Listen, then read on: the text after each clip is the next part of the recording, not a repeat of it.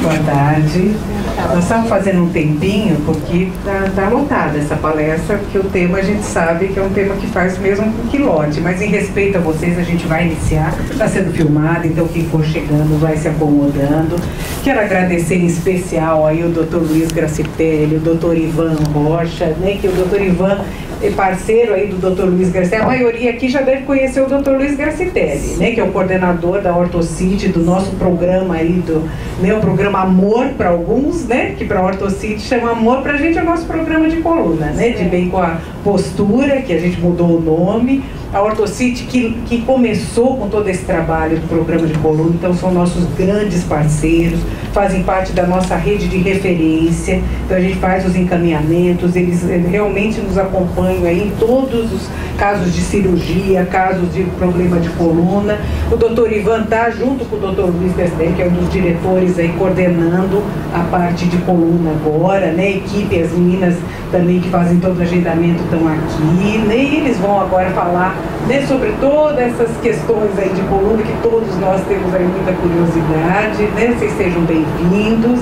Depois aparece, tem aquele lanche e eu passo a palavra aí pro doutor Ivan, que ele que vai hoje apresentar. O doutor Luiz disse que vai dar uns pitacos dele, né? Eu vou dar uns palpites e eu vou dar. Muito obrigado. Queria agradecer a presença de todos na palestra. Se alguém tiver alguma dúvida, é só perguntar. Pode interromper a qualquer hora, não tem problema nenhum. Na verdade, vai ser um papo mais ou menos sobre o que é a coluna, como ela envelhece, como a gente pode envelhecer com qualidade de vida e, dentro dos problemas que isso pode causar, quais são as possíveis soluções conservadoras em reabilitação ou, nos casos realmente que há necessidade de intervenções, sejam elas procedimentos analgésicos ou cirurgia propriamente dita. Eu sou médico do Hospital das Clínicas e faço parte do grupo da Ortocite já há bastante tempo, conheço o Dr. Luiz há bastante tempo, queria agradecer o convite para poder falar sobre coluna. Então a lombalgia ela já é um sintoma, na verdade, ela não é uma doença que corresponde à dor nas costas, né? Então a dor nas costas, ela pode genericamente ser na parte cervical, a gente chama isso de cervicalgia, ela ser entre o final do pescoço e o meio das costas, a gente chama isso de dorsalgia, e do meio das costas até a região dos glúteos, a gente chama isso de lombalgia. E a lombalgia ela vem de longa data, tem figuras egípcias, tem figuras do século passado, quadros de vários autores representando suas dores nos quadros. E a lombalgia, ela é basicamente devido a alterações nessa estrutura, tá? Que a gente chama isso de unidade funcional da coluna. A unidade funcional da coluna, na verdade, ela corresponde a uma vértebra, um disco intervertebral e a outra vértebra abaixo. A coluna é uma sequência dessas unidades funcionais. Então, a gente sempre vai ter vértebra, disco, vértebra, disco, vértebra, disco e 33 unidades dessas, que são 33 vértebras que formam aí a coluna. Que pode doer nessa unidade funcional? Então a gente pode ter dores ósseas, por exemplo, no caso de tumores, no caso de infecções do osso, no caso de fraturas, o osso ele pode ser um problema. A gente pode ter os discos como sendo um problema, os discos até 30 anos aproximadamente, eles são praticamente normais, são estruturas bastante funcionais, e a partir dos 30 anos começa um processo de envelhecimento natural que vai gerar uma disfunção dessas estruturas, processos inflamatórios e dor. E a outra estrutura que pode doer com frequência são as chamadas facetas, que são as articulações da coluna. Então, a gente tem esses 3 pontos de dor e um ponto não exclui o outro. A pessoa pode ter um dor no disco e pode ter dor na faceta, pode ter dor disco e pode ter dor óssea. Então, isso tudo pode se ajuntar num quadro de dor do paciente. Além disso, a coluna ela tem disco, vértebra, disco, e ela tem uma certa formação, ou seja, ela tem curvas naturais que são chamadas lordoses, lordose cervical e lordose lombar. Então muita gente se preocupa, eu tenho lordose, eu tenho cifose. Isso são curvas naturais da coluna, tá? Elas devem existir. A ausência dessas curvas é muito mais prejudicial do que as curvas em si, porque as curvas elas se equilibram. Então a lordose cervical ela compensa a cifose torácica, que compensa a lordose lombar, para existir um eixo, né? E esse eixo correspondeu ao repouso do paciente. Então, um paciente de pé com as curvas ajustadas, ele faz muito menos esforço da musculatura, ele é um paciente compensado e durante o envelhecimento isso pode descompensar, o paciente ele pode ficar inclinado para frente ou inclinado para trás e isso acaba levando a uma fadiga, um cansaço da musculatura e levando a quadros de dores musculares que são muito comuns, tá? Sem necessariamente nenhum tipo de patologia, nenhuma doença em si, é só alteração postural, fadiga muscular e dor, né? Além disso, a gente tem uma parte neurológica na coluna. A coluna, além da parte de sustentação, ela protege todos os nervos que saem do cérebro e vão até as extremidades. Então ela é o grande corredor dos nervos, né? Então toda a função neurológica, seja de sensibilidade e de movimentação, de motricidade, ela passa por aqui. Então qualquer tipo de compressão, seja por fratura, seja por compressão de nervo, como hérnia de disco, pode gerar dor e pode gerar perda de força de determinado nervo da coluna. Então é muito importante saber que dentro dessa estrutura óssea se passam todos os nervos do organismo. Além da parte óssea e nervosa, a gente tem a parte muscular. Eu diria que a parte muscular corresponde a 80% das dores da coluna. E nós temos músculos responsáveis na parte lombar por estabilizar essa coluna, por deixar ela estável. À medida que a coluna vai envelhecendo, ela vai se tornando mais instável. A diminuição da altura dos discos faz com que as vértebras se movimentem de maneira inadequada e as alterações posturais, elas fazem com que isso aumente. Então, durante o envelhecimento é muito importante e faz parte do programa da ortocite de reabilitação um cuidado com os músculos da coluna. E nós temos vários músculos chaves, que são músculos profundos, que não vão aparecer superficialmente. Então não adianta, às vezes a pessoa tem uma musculatura superficial adequada, por exemplo, o reto abdominal, ela pode ter gominhos no reto, tanquinho, barriga tanquinho, e não ter uma musculatura profunda adequada, e a musculatura profunda, que a gente chama de core abdominal, tá? que faz com que essa coluna seja uma coluna estável e indolor, né? Então a gente vai falar mais pra frente de quais músculos, mas a ideia é o seguinte: a ideia é que a gente tem um arcabouço muscular, a coluna está aqui no meinho, então todos os músculos ao redor da coluna, eles têm que trabalhar em conjunto para que essa coluna fique estável, tá? E não faça movimentos inadequados durante o processo de envelhecimento. Então é muito importante o trabalho desse tipo de musculatura. Transverso de abdômen, oblíquo interno e externo, quadrado lombar, são nomes de músculos que são importantes para a estabilização muscular. Ninguém precisa saber o nome, mas no trabalho de reabilitação é lá que está o segredo da coisa. Em relação à inervação, que eu gostaria de falar um pouco, o que é o ciático. Muitas pessoas falam assim, eu tenho minha dor no ciático e aponta a região da lombar. O ciático não está na lombar, tá? O ciático é um nervo muito grande, por sinal, que começa na região dos glúteos, tá? Que é formado por uma junção dos nervos que saem da coluna, tá? Então a chamada ciática, que é a dor na perna, tá? Ela é qualquer tipo de compressão que a gente tenha em qualquer um desses pequenos nervinhos da coluna que vão gerar o ciático, tá? Então qualquer patologia, qualquer doença que comprimir um nervinho aqui, a dor vai ser na perna, A dor vai ser uma dor irradiada na perna e vai ser a ciática. Aquela dor que a gente sente na parte posterior das costas, muitas vezes vai para o bumbum, ou na parte posterior da coxa, essa dor não é chamada de ciática, tá? Porque as estruturas na região lombar, seja osso, como eu falei, sejam as facetas, sejam os discos, elas podem dar uma dor no glúteo e na coxa sem ter qualquer tipo de compressão nervosa. Isso a gente chama de dor referida. Então, como é que a coluna envelhece? A coluna envelhece... Perdão?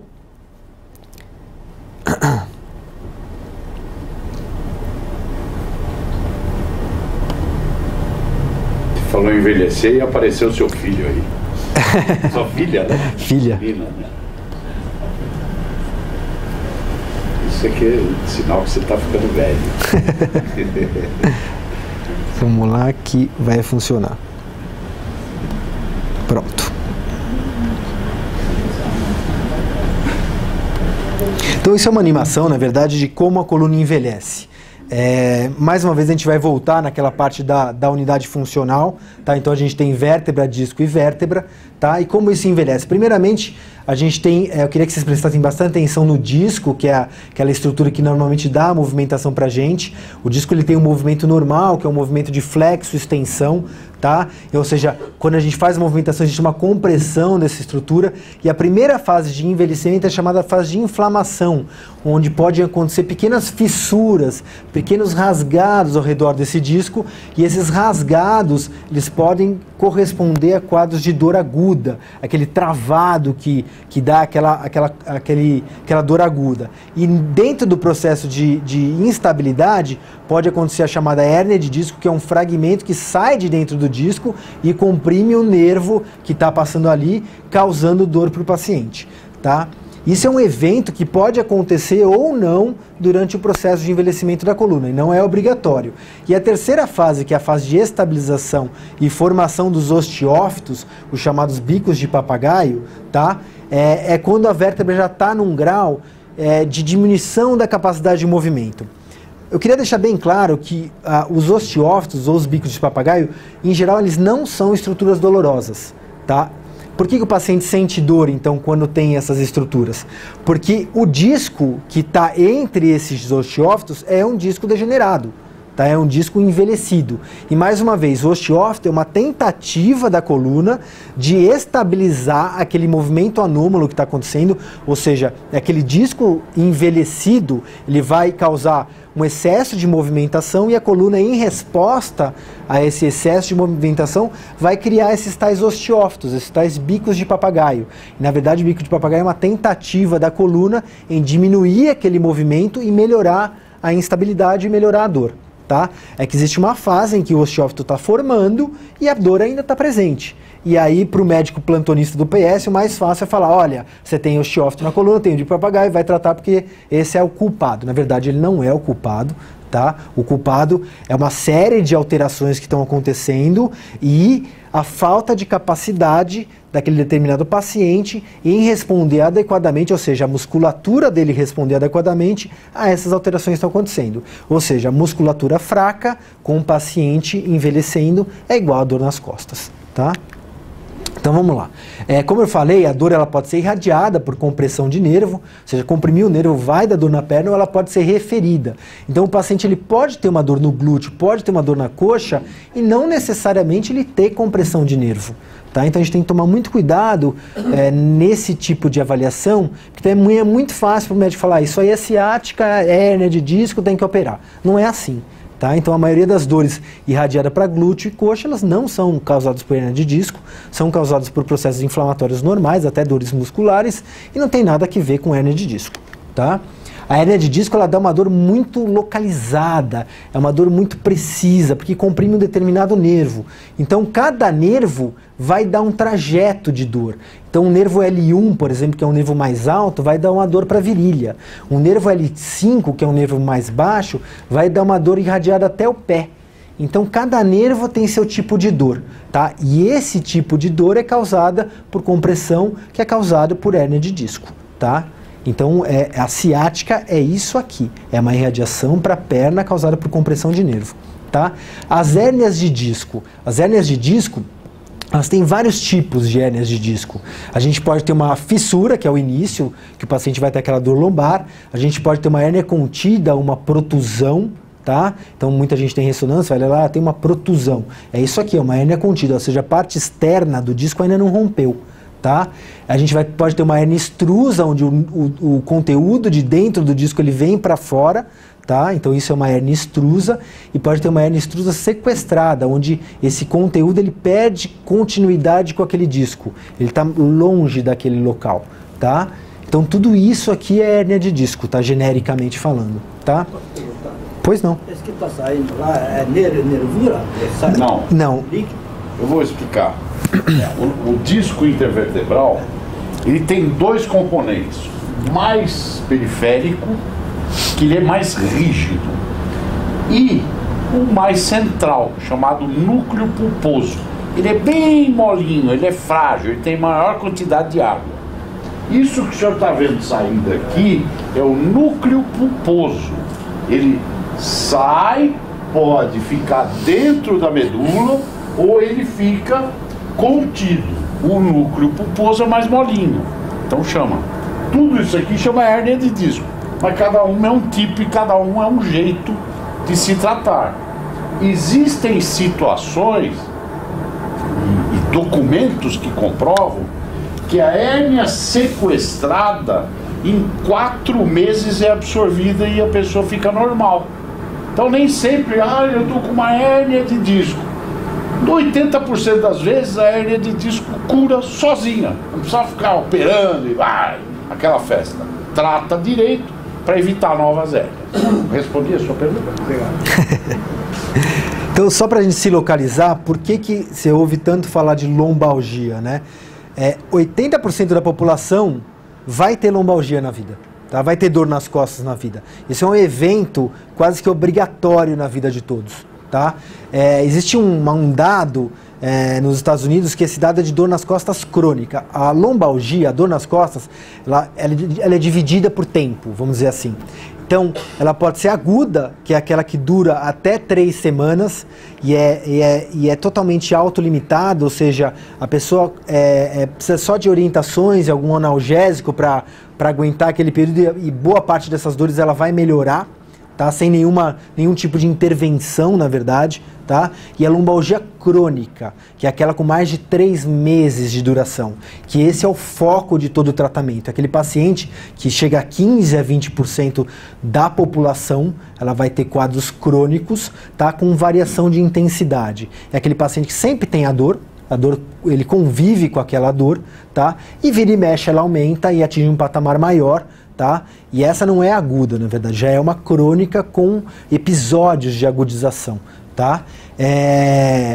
E é o segundo motivo de falta de trabalho em todo o país, tá? Ele só perde para dor de cabeça, na verdade. É a causa mais frequente de incapacidade, seja ela temporária ou definitiva, tá? E a segunda causa mais comum de visita no médico, porque a primeira ainda é dor de cabeça.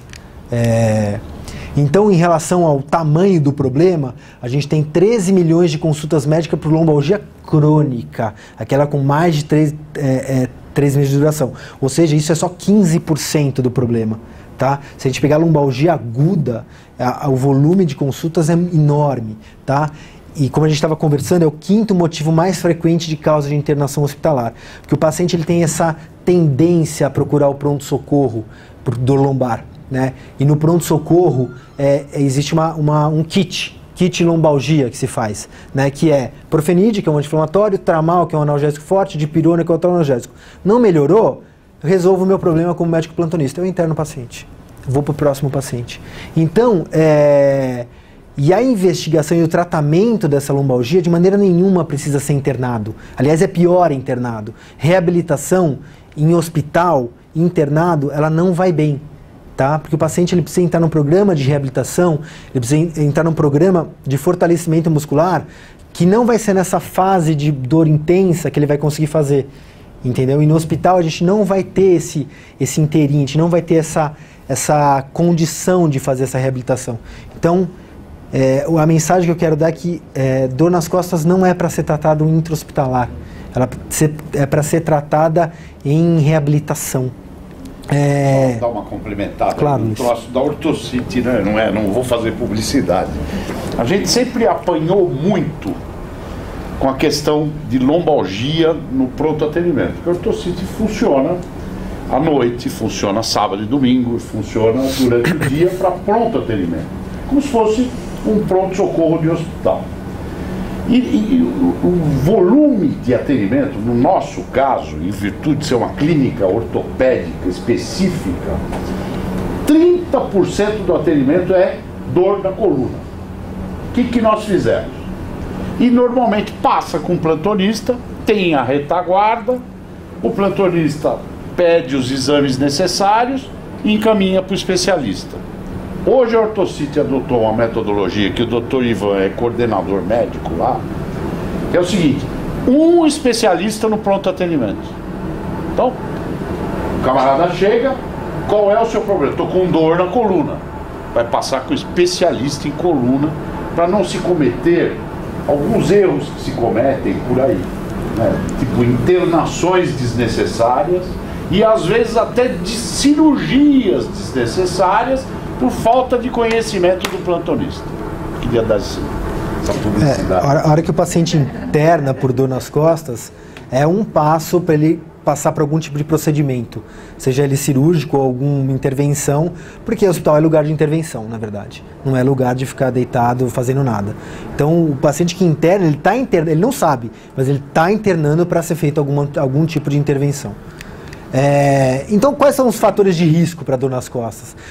Como é que esses trabalhos todos são trabalhos feitos baseados em pacientes com dor já. Então, são trabalhos que perguntam para o paciente, olha, o que você faz, o que você não faz, para tentar identificar qual é aquele paciente com mais risco de desenvolver dor nas costas. Então, um trabalho pesado, obviamente, pessoas que pegam peso, pessoas que têm carga aumentada, isso força tanto a musculatura como os discos e vai gerar dor nas costas.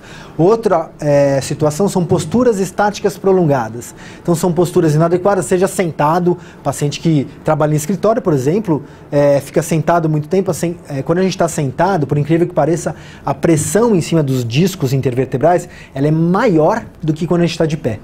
Então, vamos supor que de pé eu tenho uma pressão 1, tá? Quando eu estou sentado sem apoio das costas, semifletido digitando, a pressão vai para 1,75, ou seja, ela aumenta 75%, tá? Ou seja, sentado é uma posição de estresse para a coluna, tá?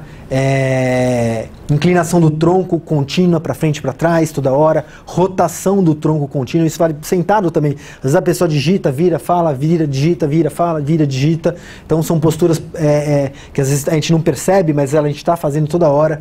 Trabalhos que envolvam vibração contínua.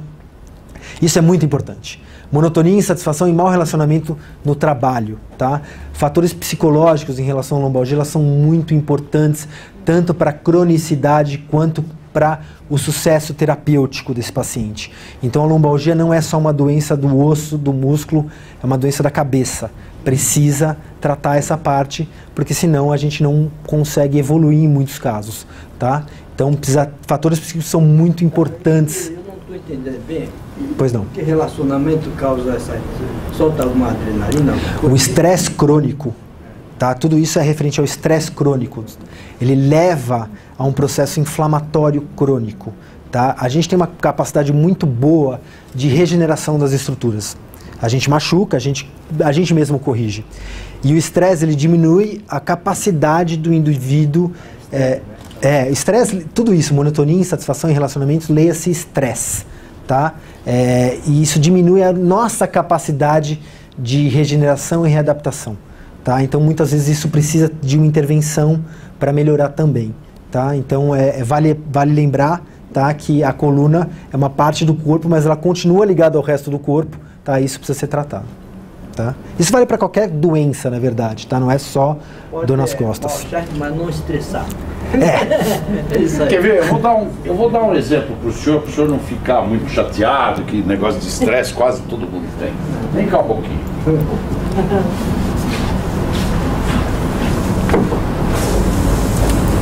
Senta aqui, de frente para a plateia. O senhor não é muito alto. A recomendação que a gente dá para aqueles que não são muito altos, não estou dizendo que o senhor é baixinho, o senhor não é muito alto, é usar sempre um protetor para que os pés fiquem bem acomodados. Mas você sabe qual é o maior erro que as pessoas cometem? E ele mesmo disse aqui: sentado é o grande vilão. Não é o cara que está preparado, com colete, que vai carregar o peso, ele está consciente, ele já vai com aquela força determinada. Então veja o que vai acontecer aqui. Eu quero um... Ó, o senhor não vai ficar com o meu celular, tá bom? O senhor poderia pegar esse celular para mim, por favor? Para! Parou. Matou-se. Aqui é suicídio. Porque neste momento, pode levantar que senão vai ter suicídio coletivo aqui. As pessoas não têm consciência, habitualmente, que sentado é um terror. E muita gente fala, não, porque eu fico sentado na frente do computador, digitando, tenho muita dor nas costas. Mas na hora que cai o lápis no chão, tome esse tipo de atitude. Não sai, levanta da cadeira. Aí, agora o senhor pega o... Eu vou dar a chave, porque esse celular aqui está querendo desaparecer. Vou pegar isso aqui. Agora eu não sei. O senhor pega. Então, se cair um papel no chão e o senhor estiver sentado na cadeira, o senhor tome essa atitude. Saia da cadeira e apanhe o objeto dobrando os joelhos com a coluna ereta. Para o senhor alcançar o chão é bem mais fácil do que eu, porque eu tenho que abaixar um pouquinho mais. Entendeu? Então, a gente tem certas coisas que nós fazemos no nosso dia a dia, são inconscientes e que nos lesam os discos lá atrás. E que, vocês entenderam? Agora você pode sossegar um pouquinho e ficar lá. Muito do preparo em reabilitação, na verdade, foi o que o Dr. Luiz falou, que é de você preparar o movimento, você pensar naquele movimento, você aprender a contrair determinados músculos da coluna para proteger a sua coluna para fazer determinado movimento. E isso é muito direcionado ao RPG, ao Pilates, você ter a sua consciência corporal, contrair determinada musculatura e fazer aquele movimento pensando no movimento. Que é o Luiz falou, quando você vai pegar um peso e trabalha com isso, você sabe como fazer aquilo, você contrai determinados músculos e está preparado para aquilo. Agora, no dia a dia, a maioria das hérnias e a dor aguda acontece, às vezes à noite, quando o paciente acorda, então está dormindo, vai lá, acorda e pula da cama, e aí faz o movimento adequado frio. Às vezes movimentos rotacionais, de rodar a coluna e olhar para trás, ou rodar a coluna e olhar para o chão, como ele fez, tá? São movimentos rotacionais em cima do disco, que já é um disco envelhecido, que já é um disco que não está preparado, musculatura não está contraída, ou seja, todo o estresse vai para aquela estrutura, a estrutura não aguenta, arrebenta, gera hérnia de disco, gera fissura e, consequentemente, dor. Então, alguns mitos, na verdade, o mito, por exemplo, da escoliose, tá? Ah, tenho escoliose, eu tenho dor nas costas, isso não é verdade, tá? A maioria das escolioses, elas não doem, tá? Salvo aqui aquelas por processo do envelhecimento, que chama escoliose degenerativa, que é no paciente com mais de 50 anos, tá? A escoliose é aquele do adolescente, que começa na adolescência e daí se mantém tortinha aí o resto da vida. A maioria delas são indolores, tá? Não tem nenhuma evidência estatística que o cara mais alto, o cara mais baixo, o cara mais gordo, o cara mais magro tem dor nas costas por conta disso, tá? Então, o biotipo do paciente influencia quase nada na dor nas costas, tá? Então, tem muito gordinho ótimo, tem muito magrinho com dor, tá? Indivíduos atléticos têm menor risco de desenvolver lombalgia crônica, mais aguda. É um risco bastante considerável por conta do esporte. A crônica, obviamente, por conta da musculatura, tá? E tem uma clara associação entre cigarro e dor nas costas. Ou seja, o cigarro é ruim para tudo, tá? Quem fuma deve parar, porque até isso tem relação com cronicidade de dor nas costas. Como eu falei, a maior parte das dores nas costas, ela se resolve praticamente sozinha, tá? Ou com pequenas interferências do médico, analgésicos, anti-inflamatórios, ou um programa de analgesia inicial, uma fisioterapia para tirar aquele espasmo, aquela contratura da musculatura, tá? e somente 1 a 2% no máximo vai precisar de algum tipo, leia-se aqui, intervenção, não é nem cirurgia, tá? De um bloqueio ou de uma cirurgia propriamente dita, tá? Que a gente tem que tomar cuidado na dor nas costas? Não é toda dor nas costas que não é nada. A dor nas costas ela pode ser primária, que é tudo isso que eu estou falando agora, que é causada pela coluna, ou ela pode ser secundária. Ela pode ser secundária a alguma outra doença, tá? E todos esses sinais de alerta aqui levam a gente a pensar que a dor nas costas ela pode ser devido a outra doença, tá? Então, se o paciente caiu, bateu, obviamente tem que investigar fratura, tá? Se ele tem parestesia, que são alterações de sensibilidades, ou anestesia, a gente tem que investigar aquela parte neurológica dos nervos, tá? Que pode estar acontecendo alguma compressão. Se ele tem perda de peso inexplicável, não é aquele paciente que está fazendo dieta, obviamente, ou se ele tem história prévia de câncer, teve algum câncer nos últimos 5 anos, se ele tem febre contínua, se ele já usou drogas, se a dor piora à noite, mas não é aquela dor, eu tô à noite, eu me mexi na cama, deu uma dorzinha, não. É uma dor que piora na segunda metade da noite e faz o paciente acordar por conta da dor. Se ele tem extremos de idade, tá? Aqui está desatualizado, isso aqui é menos de 18 anos e mais de 65, tá? Então tudo isso faz a gente pensar que esse paciente pode não ter uma dor nas costas habitual e pode ter um problema maior, como por exemplo um câncer, ele pode ter uma infecção, ele pode ter alguma patologia no pâncreas ou no intestino e isso pode estar refletindo numa dor nas costas. Tá? Tem muita apendicite que dá dor nas costas, pedra no rim dá dor nas costas, câncer, qualquer câncer de abdômen, infecção urinária, então tudo isso dá dor nas costas, até pneumonia dá dor nas costas, tá? Então a gente tem que estar atento para esses sinais, tá? Para procurar um médico na presença desses sinais, tá? Que o médico obrigatoriamente vai investigar o seu caso. Tá? Então, por exemplo, história de tumor, isso aqui é um tumor, uma ressonância, como você vê essa mancha branca que está aqui, isso é um tumor na coluna, tá? Que causa tipo uma dor noturna, pode causar uma compressão dos nervos, tá?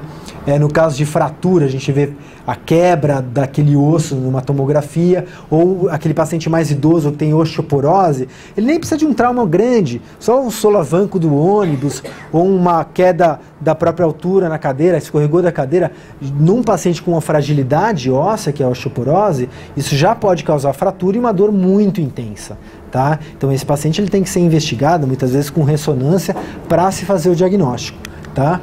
Infecção, o principal sinal de infecção é febre, mas tem outros sinais também, tá? A gente pode ter uma infecção na coluna, nos discos da coluna, isso recebe o nome de discite, tá? É grave, tem que ser internado, tomar antibiótico, às vezes tem que fazer cirurgia, tá? Às vezes tuberculose, a tuberculose ela tá aí, tá? Existe uma taxa de tuberculose muito alta e um dos locais onde a tuberculose ataca mais comumente é a coluna, tá? A gente tem bastante casos de tuberculose na coluna e também são doenças que precisam de intervenção de pronto porque são casos graves, tá? E aqui a gente tem o mais comum, que é a tal da hérnia de disco, tá? Então isso é uma imagem de ressonância, tá? Na ressonância a gente vê basicamente isso, a gente vê vértebra, que são esses quadradinhos, tá? A gente vê os discos, que são essas salchichinhas, tá? E a gente tem os nervos, que é essa parte posterior. Então essa parte aqui de trás é a parte de trás das costas, tá? Então a gente tem a parte de trás, a pele, os ossinhos, e aqui a gente tem a hérnia de disco. Você vê a diferença de um disco normal, tá? É um disco alto, tá?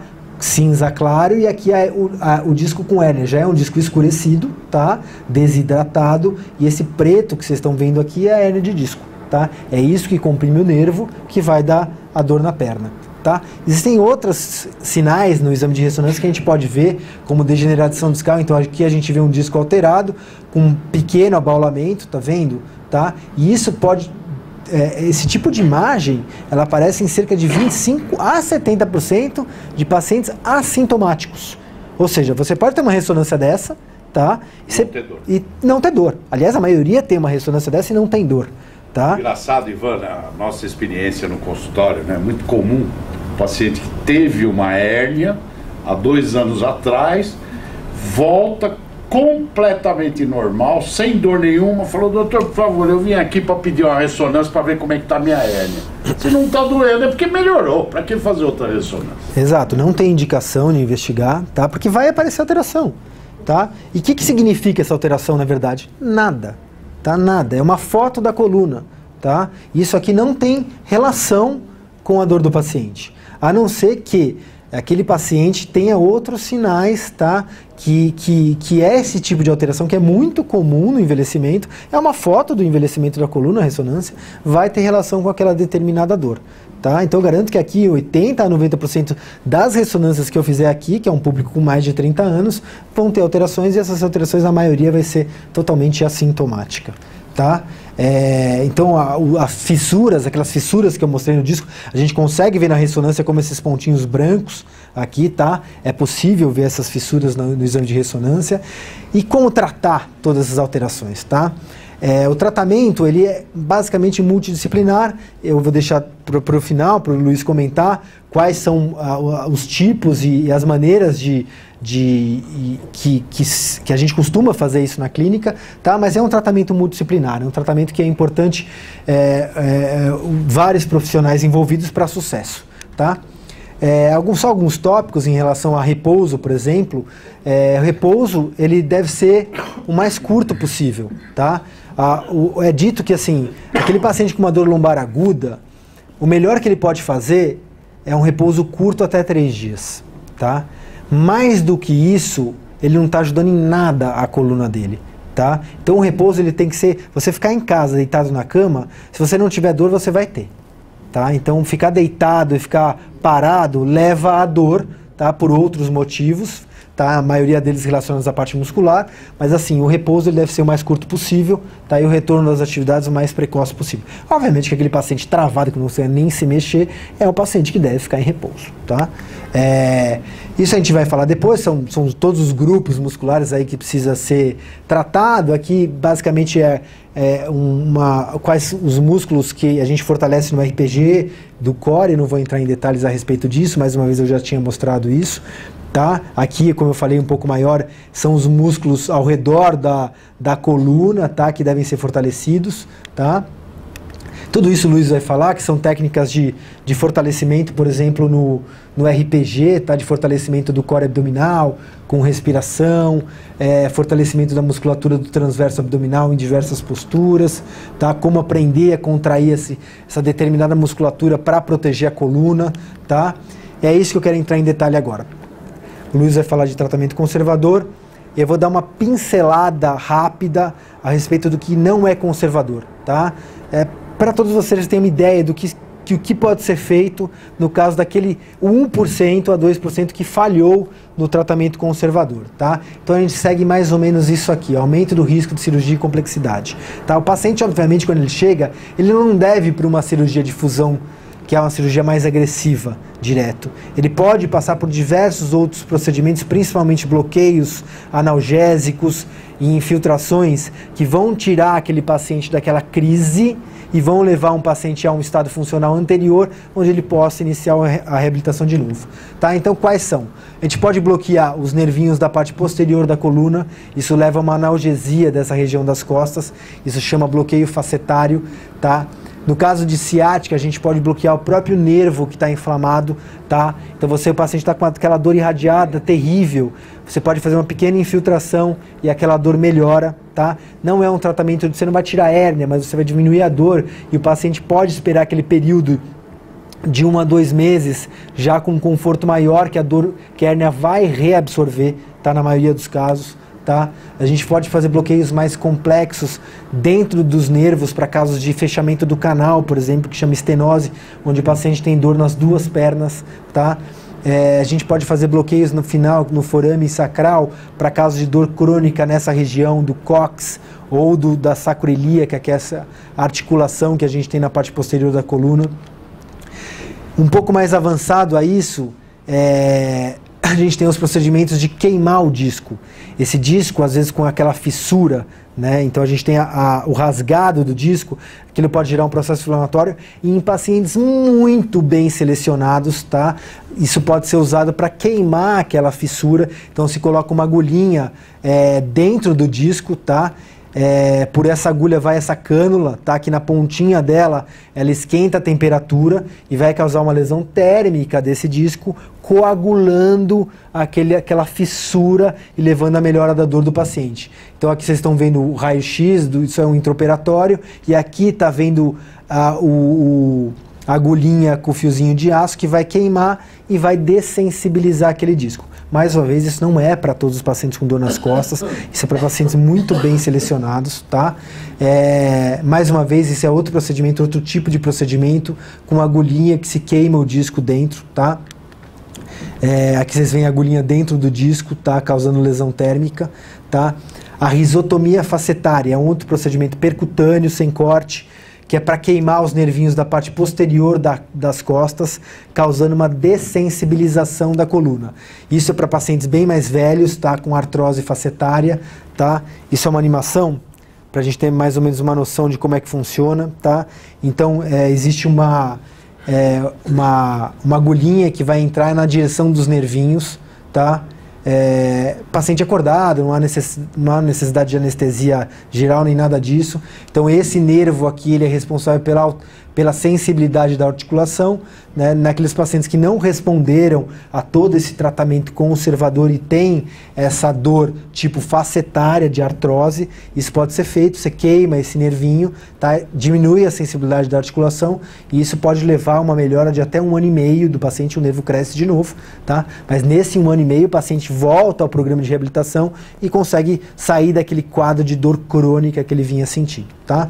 Também para pacientes selecionados e não é uma coisa generalizada, tá? Isso aqui é na vida real, como é que funciona, tá? Isso aqui são as agulhinhas, tá? Essas agulhinhas a gente faz em diversos pontos, tá? Aqui a gente vê o eletrodo, tá? Aqui é o paciente com as agulhinhas e é ligado isso num monitor, né? Num gerador de eletricidade, e esse gerador de eletricidade vai queimar a pontinha somente da agulha, que é onde está o nervinho, tá?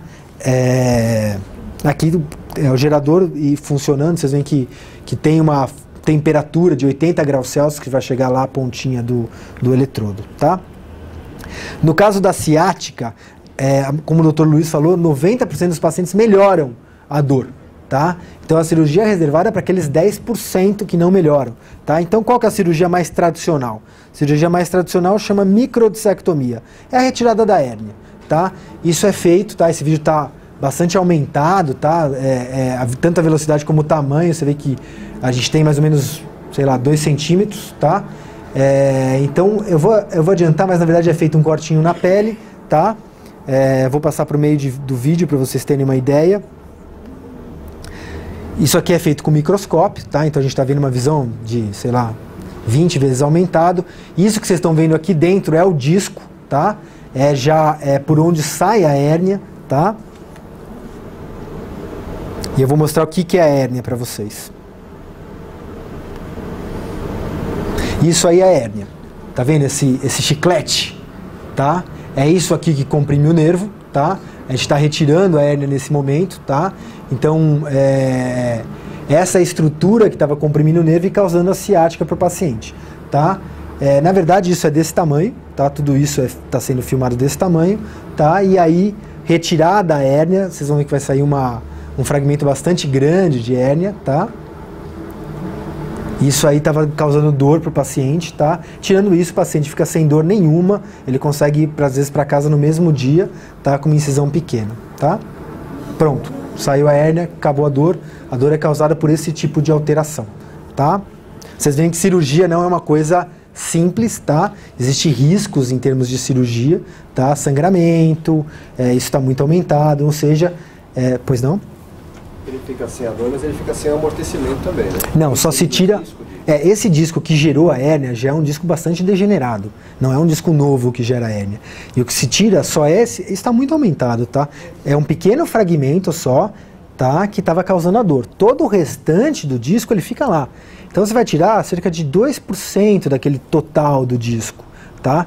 E nessa fase em que o paciente gerou a hérnia de disco, o amortecimento que está sendo causado já não é mais por aquele núcleo, que o núcleo, você tem a hérnia, já não tem mais função, tá? O amortecimento é por conta da parte externa do disco, que a gente chama o ânulo, tá? Então nessa fase que existe uma indicação de cirurgia, já não tem mais função aquele disco e todo o amortecimento é feito pela parte externa do disco, tá? E o que se tira só é o fragmento que está causando dor no nervo, tá? Não se tira tudo. Então, mesmo após a cirurgia, fica um ponto fragilizado. Esse paciente não vai poder pegar peso, tá? Durante cerca de 2 meses, até cicatrizar essa região, tá? Esse é um paciente que faz uma dissectomia, um paciente que ele vai de alta ou no mesmo dia ou no dia seguinte da cirurgia, é um corte mais ou menos de 2 centímetros, tá? E o paciente tem uma vida perfeitamente normal. Essa dor desse tipo de cirurgia dura, em geral, de 5 a 7 dias, uma semana de repouso, na semana seguinte ele está trabalhando. Tá? Então não é obviamente, se for um paciente que trabalha com carga, não, tá? Mas um paciente que trabalha com escritório, esse tipo de coisa, pois não? Eu fiz uma cirurgia em 1994, né? Na ocasião, L4, L5, eles colocavam um cone de titânio. Esse procedimento ainda existe? Eu vou falar mais pra frente sobre as coisas mais agressivas que não vai ter, acreditem, não vai ter cirurgia ao vivo, mas isso é o máximo que dá pra mostrar, tá? Que já é bem impressionante, mas o resto vai ser mais leve.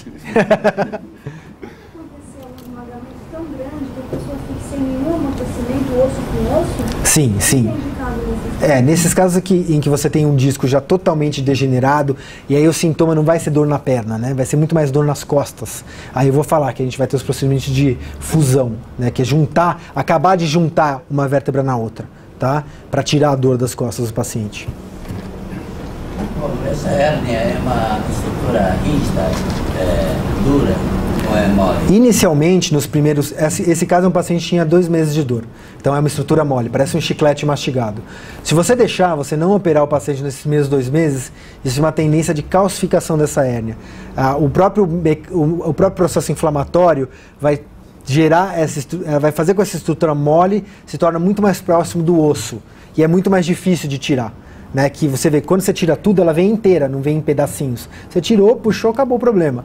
Agora, quando a gente está com casos crônicos, por exemplo, 8, 10 meses de dor, a hérnia com certeza já calcificou, e aí você vai tirar pequenos pedacinhos, tá, bem rígidos, bem duros, na verdade, tá, que seria uma hérnia calcificada.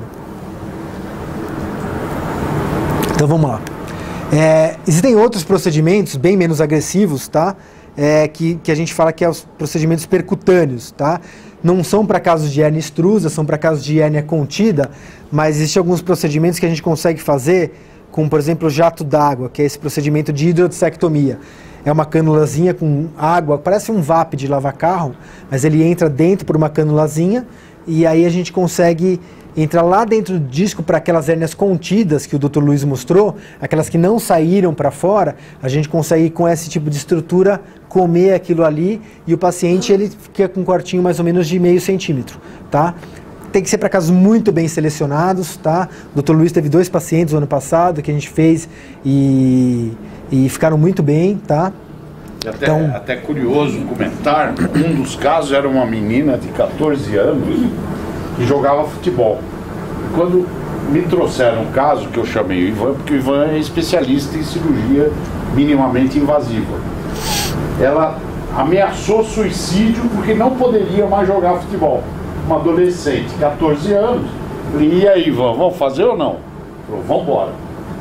Curada jogando futebol. Só como documento. Porque você vê, são pacientes que você talvez fazer uma cirurgia mais agressiva, o paciente vai lesar a musculatura, vai gerar um processo, principalmente para adolescente, né, muito mais complicado em termos de cicatriz, né? Então esse procedimento que é percutâneo, ele não deixa cicatriz, então o médico vai ver depois, se operou a coluna, não vejo nada, porque não tem nada mesmo, tá? É menos que tirar uma pinta, tá? Mas obviamente que o importante de tudo isso é selecionar bem o caso, o paciente, que não é para todo caso, entendeu? É para casos bem selecionados.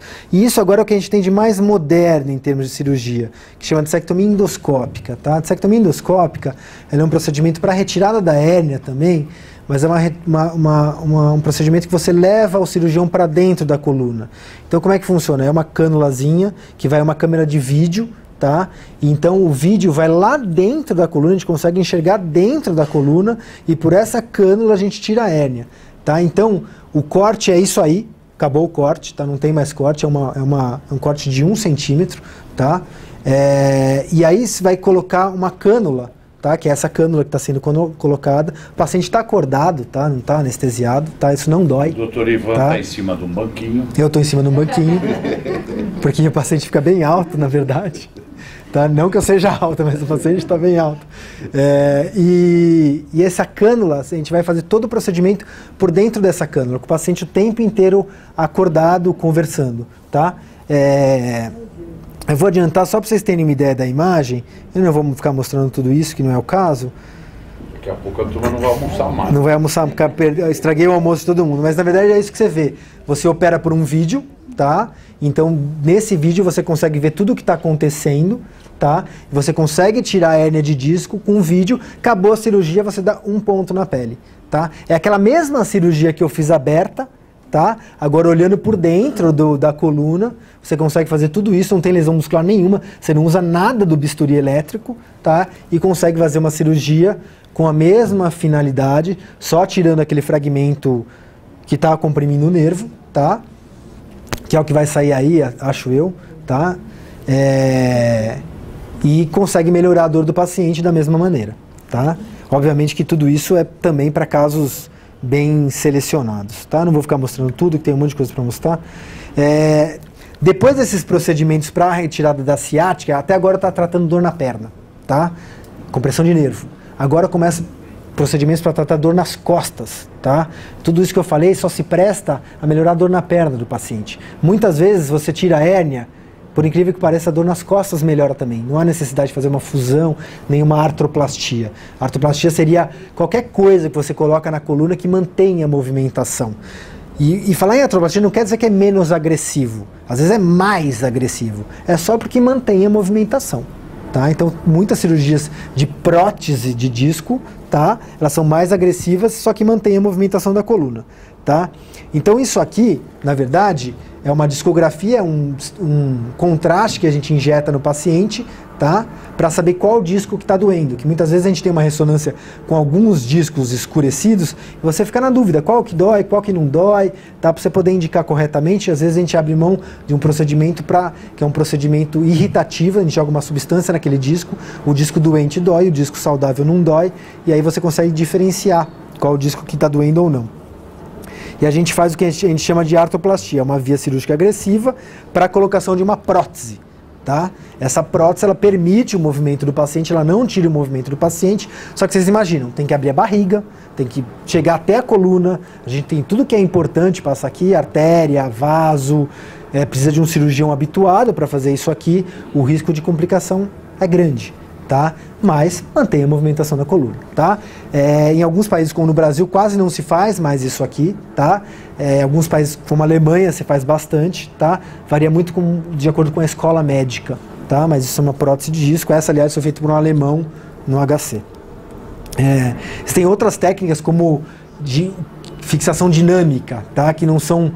você não junta uma vértebra com a outra. Você coloca um espaçador, tá? Isso também está caindo de moda, na verdade, porque existe tudo que você coloca em um paciente que não é extremamente estável, com o passar do tempo, uma coisa que acontece é que a gente é muito móvel. Então, aquela movimentação cíclica do dia a dia, vai tornando aquele implante mais mole, vai tornando aquele implante mais solto, tá? Então, todas essas técnicas cirúrgicas que envolvem implantes móveis, elas tendem a soltar, tá? Muitas vezes o paciente melhora totalmente, mesmo com o implante solto, tá? Mas às vezes é necessário fazer um outro procedimento para retirar aquilo ali, entendeu? Então, isso tudo tá sendo muito estudado, tá? Então isso aqui eu tô demonstrando que às vezes tem um parente que, fez a determinada cirurgia, colocou um amortecedor na coluna, é isso aqui, tá? Isso chama dynesis, são parafusos com um amortecedor no meio, tá? Isso mantém uma certa movimentação também, é feito por incisõezinhas pequenininhas também nas costas, tá? Dependendo do nível. Isso aqui é uma foto de intraoperatória, você vê um amortecedorzinho com os parafusos, tá? O raio-x parece que não tem nada, você vê um parafuso, parece que não tem nada no meio, porque na verdade aquele amortecedor não dá para ver no raio-x, tá? E é uma técnica para tratar dor nas costas, tá? E o que é mais comum hoje em dia é isso aqui, chama artrodese, tá? Seria o último procedimento para resolver a vida do paciente, depois que ele já vem de reabilitação, ele já vem de bloqueios, ele já vem de tudo que tem de não agressivo ou de pouco agressivo para aquele paciente. O que se pode oferecer para o paciente é uma artrodese. É um procedimento que vai fazer uma fusão da coluna, tá? Isso aqui é uma animaçãozinha de como é feito, tá? Essa fusão na coluna, ela vai tirar aquele movimento a mais que está tendo e diminuir o processo inflamatório, tá? Então é colocado parafusinhos na coluna, tá? Esses parafusinhos, eles são juntos um com o outro através de hastes, tá? Então você coloca as hastes e vai travar isso no lugar. A partir daí a coluna, esse pedacinho da coluna não vai ter mais movimento, tá? E o que causa a fusão, na verdade, não é parafuso, tá? Se tira o osso do paciente, às vezes da bacia, às vezes da própria coluna, e se coloca próximo ali à região onde foi feita a colocação dos parafusos, tá? Esse osso que é colocado ali, ele vai granular e vai fazer uma fusão, vai juntar, depois de alguns meses, tá? Uma vértebra na outra. Depois que aconteceu isso, o parafuso vira enfeite, tá? Não é para tirar, mas ele não tem mais função nenhuma, tá? Ele só estava ali para diminuir a movimentação. Acredito que é isso que o senhor me falou, esse tipo de implante de titânio, tá? Isso chama artrodese, que é a fusão de uma vértebra com a outra, tá? E é recomendado esse moderno ou não? Dentro da artrodese que eu vou falar agora, existem várias outras técnicas. Então, um amigo que ele fez essa cirurgia agora, recente. Para fazer uma artrodese, acho que seu amigo provavelmente ele já passou por todas as fases aí do tratamento, tá? E o que é importante é que assim, a artrodese em um nível, que é isso aqui, ou seja, um disco ruim, a taxa de sucesso é linda, é 99%, para o paciente vai sempre bem, é uma maravilha, tá? Agora, quando você vai para 2 discos, ou seja, 6 parafusos, começa a cair, 70%, 80%. Vai mais discos, começa a cair mais 60%. Por quê? Porque existe uma agressão cirúrgica enorme para a colocação disso aqui. Então tem que ser levado em conta, tá? Tem que ser levado em conta que você vai abrir o músculo, tem que usar bisturi elétrico para isso. Então tudo isso vai diminuindo a chance de sucesso do procedimento, tá? É óbvio que aquele paciente que tem uma dor 10, não consegue levantar da cama, não tem outra. Para ele, se ele sai de uma dor que ele está tomando morfina para uma dor que ele toma de pirona e está conseguindo andar, ótimo, entendeu? Mas como médico, eu garanto que o Dr. Luiz também nunca promete para o paciente, vai falar assim, olha, você vai ficar curado, sabe? Porque isso não existe, isso é um remendo, entendeu? Isso é para tratar um problema crônico. Então você vai tirar o paciente de uma situação em que ele está totalmente acamado e limitado para uma situação onde ele vai estar com uma qualidade de vida muito melhor. Tá? Aí, no caso, ele fica com uma restrição eterna? Não, depende do caso. Tem vários pacientes, por exemplo, o Serginho do vôlei, que é um atleta, tem uma artrodese dessa. Tá? Atleta. Tá? Eu conheço vários que correm maratona. Então depende muito da indicação do caso, tá? Mas você sabe qual é o grande problema nessa questão? Às vezes, a indicação exagerada. Exatamente. Tem médicos, é uma confissão, que fazem disso um comércio. Eles não respeitam o tratamento da sua base. Esse é o grande problema. E também não tem formação qualificada para executar esse procedimento. Porque a maior desastre é quando isso complica. Porque o Ivan está mostrando uma coisa tecnicamente perfeita. O problema é que nem sempre o profissional está preparado do ponto de vista técnico para realizar isso. E aí, quando complica, nós temos, Carolina, casos aqui do Metros que foram operados 5, 6, 7 vezes e estão cada vez piores. E às vezes o desequilíbrio emocional do paciente, mas o poder de convencimento do médico, acha que se operar de novo vai ficar bom. Você entendeu? Quando começou a porcaria, vamos falar assim, para não falar palavrão que tem a Rede Globo aí, começou a porcaria, é muito difícil você parar no meio do caminho. Então as indicações, isso aqui, vamos dizer, tem inúmeras técnicas, tem artrodese em 360 graus, cages, Tudo isso, eu vou te dar uma ideia de preço, é mais de 100 mil reais. Você entendeu? Então, tem que se levar em conta o estado emocional do paciente. Tem que se, antes de se indicar uma cirurgia, tem que se levar em conta o nível de dor do paciente. E tem que se levar em conta a transparência do profissional que está fazendo isso. Só um comentário. O paciente ele tem que ser informado de tudo que está acontecendo. Entendeu? Eu estou mostrando uns vídeos para vocês, que o paciente que vai ser operado, eu mostro para o paciente, olha, eu vou fazer isso com a sua coluna. Entendeu? Porque o paciente ele tem que saber o que está acontecendo. Ele não pode entrar numa cirurgia achando que vai sair de lá outra pessoa, que, meu Deus, Deus curou, o médico é ótimo. Não, ele tem que saber que aquilo é um procedimento, tá? E aquilo pode levar a complicações, como o Dr. Luiz, e não é infrequente essas complicações. A gente tem no método diversos tipos de complicações. Então o paciente ele tem que saber onde está se metendo. Fala, Beto. Fazia 10 anos que eu estou fugindo de uma cirurgia. 10 anos.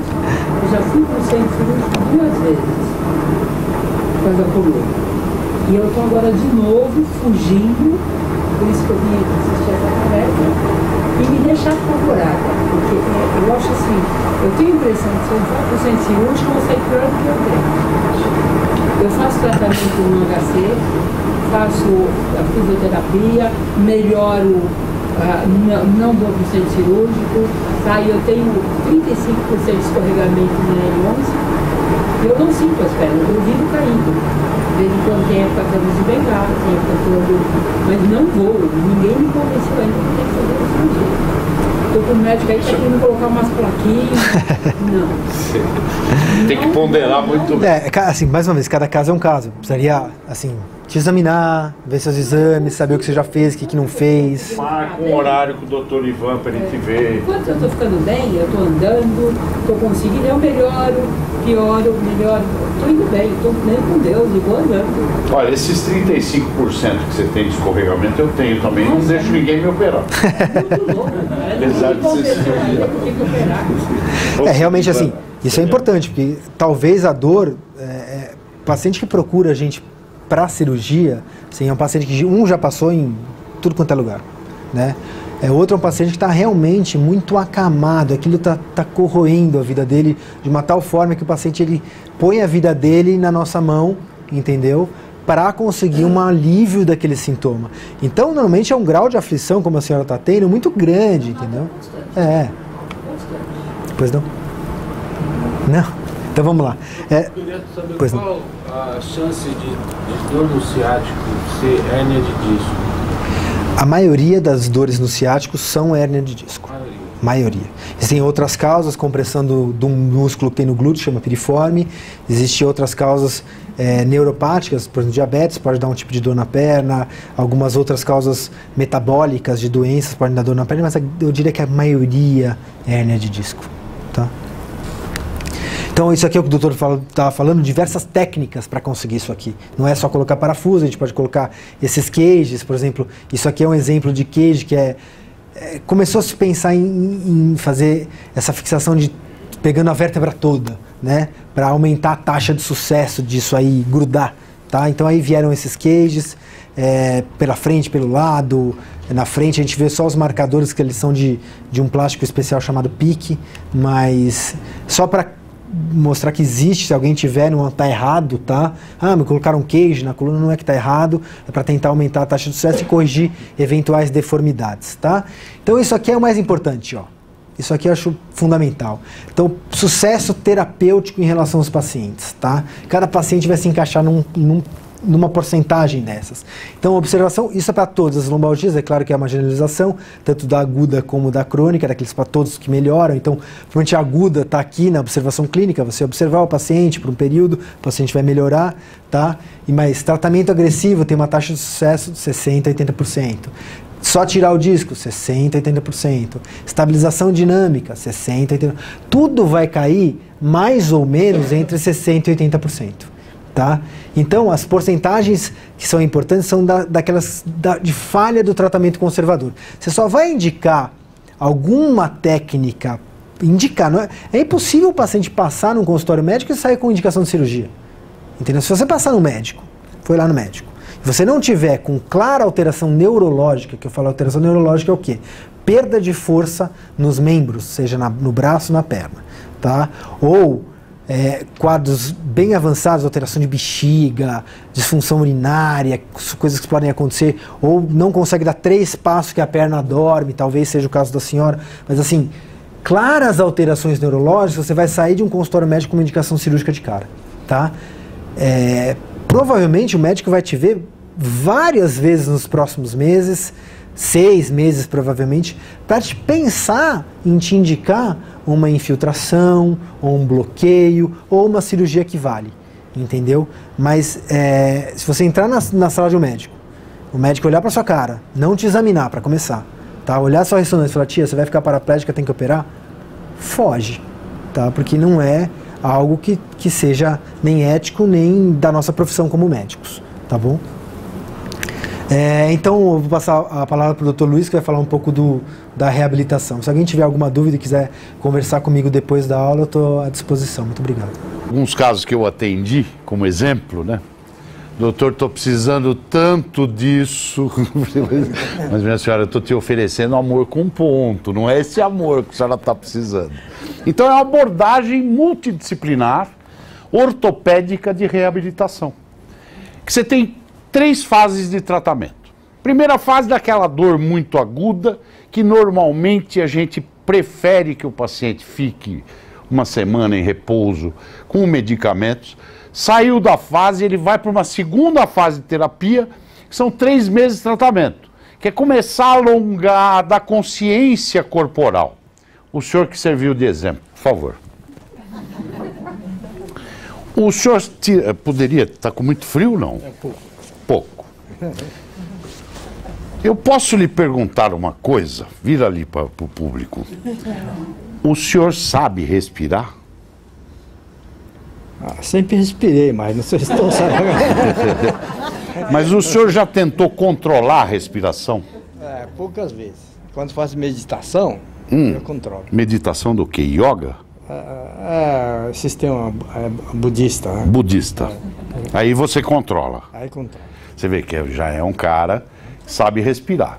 E eu olhando para vocês aqui, do jeito que vocês estão sentados e da maneira como está a postura de vocês, eu diria que vocês não sabem respirar. Por isso que vocês têm a postura errada. O diafragma, que é um músculo entre o tórax e o abdômen, ele é o maior regulador de respiração. Então nós temos quantos tipos de respiração? O senhor pode responder, por favor? Bom, até esse detalhe eu não sei. Eu sei que é... O senhor pode dizer assim, eu inspiro e expiro. Mas pode inspirar e expirar pelo abdômen, pelo diafragma, pelo tórax. Vocês querem um exemplo? Encham o pulmão de ar. Levante o ombro. Encha mais um pouquinho. Deu para encher, né? Agora contrai o abdômen. Enche mais um pouquinho. A gente não sabe trabalhar isso. Esse programa, ele além de dar uma coordenação e consciência corporal, ele alonga a musculatura, relaxa a pessoa numa sequência racional. Não é matar, que nem, vamos lá, força, vamos embora. Não, calma. Com calma e gradativo. Chegou na terceira fase, que é aquela fase de fortalecer, né?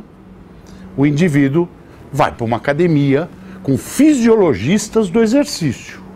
E aí ele começa a ter mais consistência muscular e menos dor. Vocês entenderam? Esse é o programa, é tão simples. É complicado fazer. E é isso que a gente quer apresentar para vocês.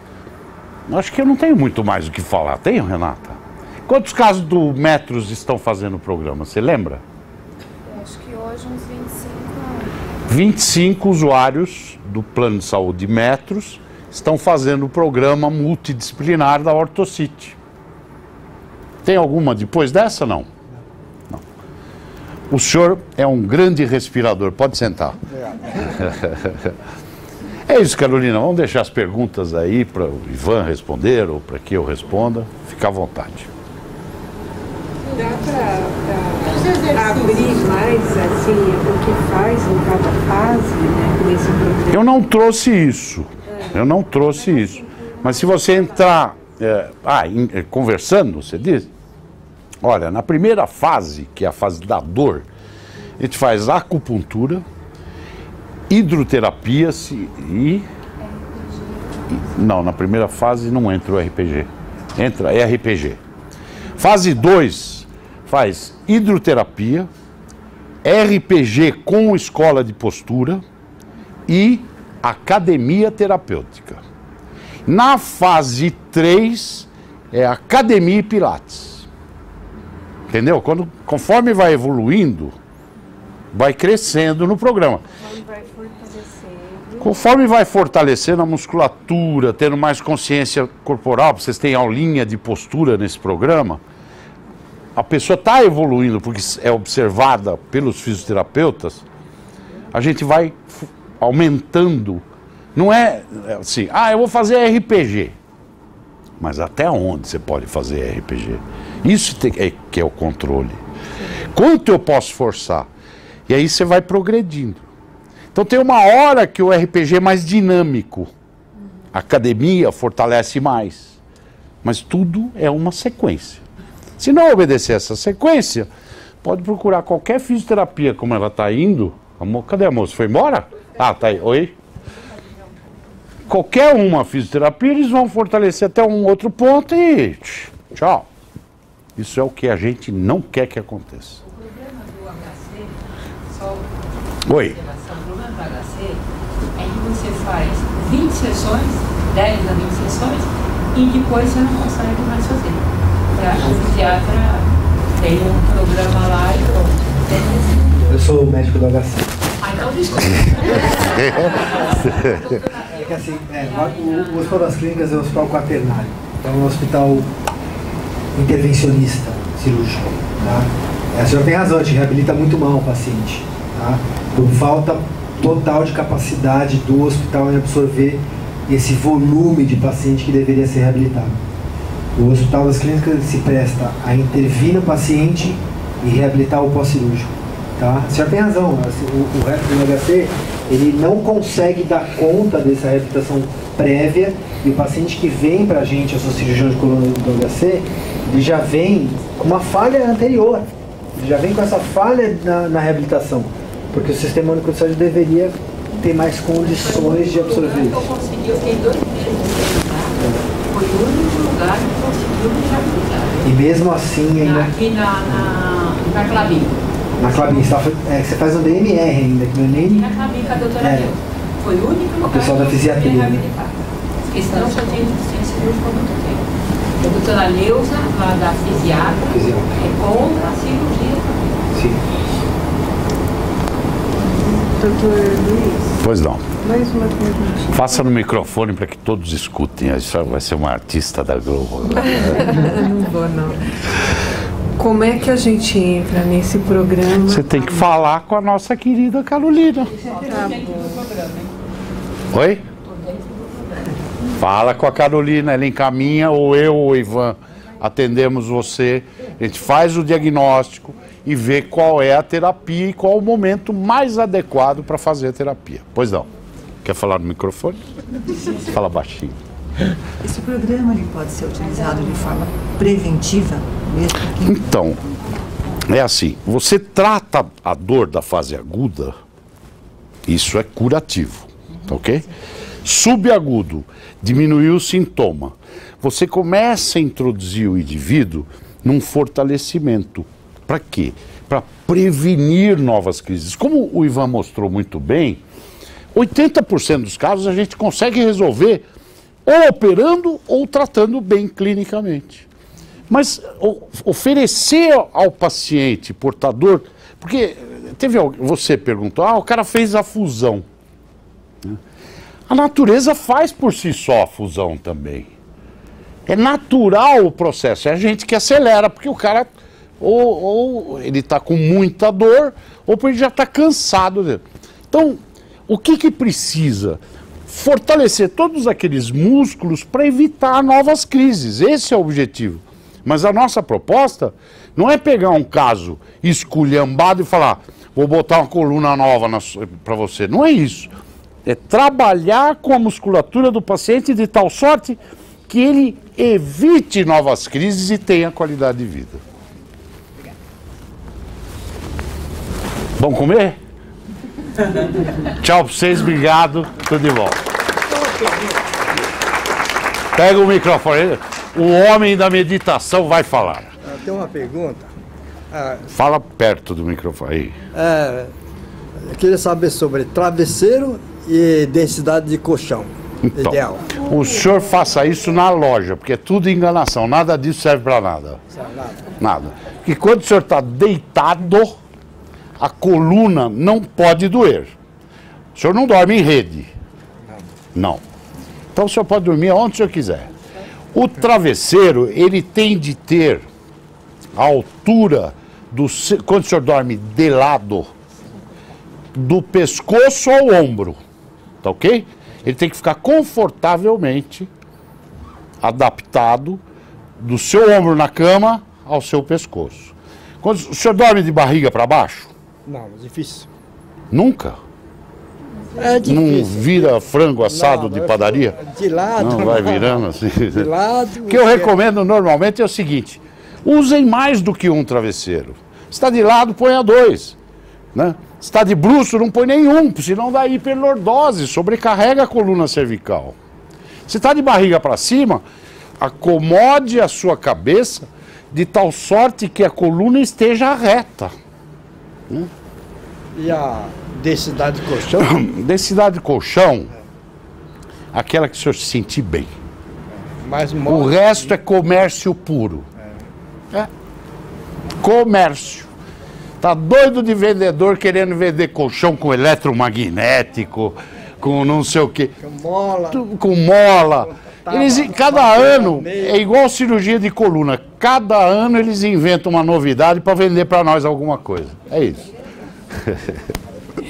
Gente, obrigada pela presença toda. Doutor Luiz está aí para servir para a gente no nosso programa. É o de Bem com a Postura, né? Era o antigo Papo Coluna. Programa Amor lá na Ortocity, né? É o mesmo programa, há muitos anos já. O doutor Luiz está aí em parceria com a gente desde 2006 para 2007. O programa foi criado em 2002. Pois é, e nós começamos a trabalhar junto em 2006, né? Com esse programa. E assim, a Ortocity é desde sempre nossa credenciada.